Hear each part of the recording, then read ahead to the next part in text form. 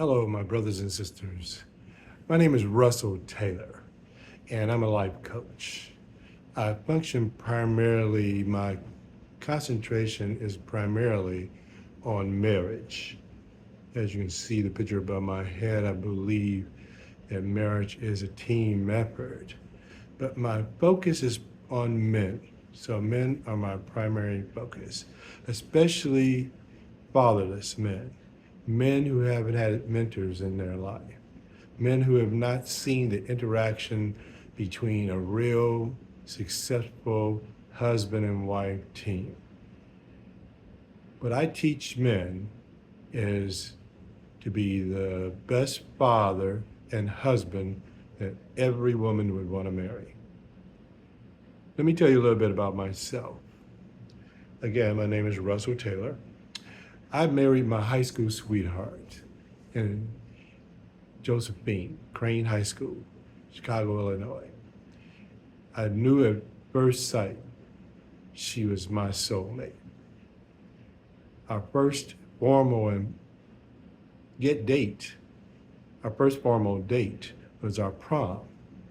After our prom, we got married, had a child, and lived together happily for 54 years.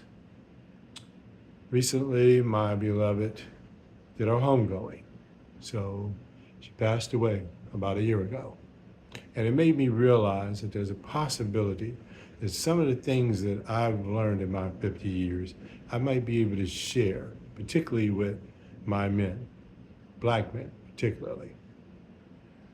I also want to mention that my mentors was my father, who was married for 50 years plus, and his father were married 50 years plus.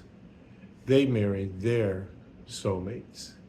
And that makes me 3 generations of death do you part commitment in our vows.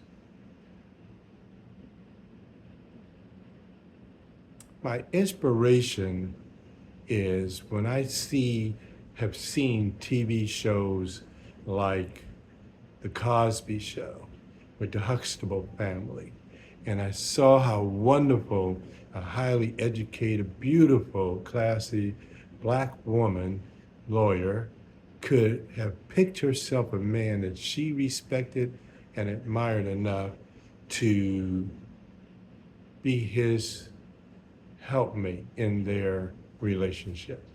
She looked for him for guidance, and she had her opinions.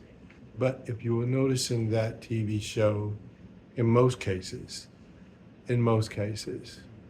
the decision was left up to the husband. Now, Cosby did enter that philosophy of happy life, happy wife, but sometimes that's been a bad addition to the concept of a solid marriage. Both people need to be happy. Both people need to be getting satisfied in the relationship. The thing that made my wife and my relationship very successful is that we spent most of our time thinking about how to spoil one another.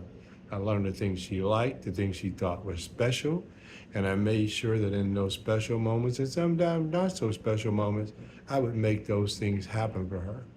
She was smart enough, kind enough, generous enough, thoughtful enough to make sure those things that I liked and I thought were special. She was very much aware of what they were, and she presented those things to me very often in awkward moments, which made them even more delightful. It wasn't always a birthday party, a birthday gift, or a Christmas gift. Sometimes the thoughtfulness is you wake up and your favorite breakfast is cooked.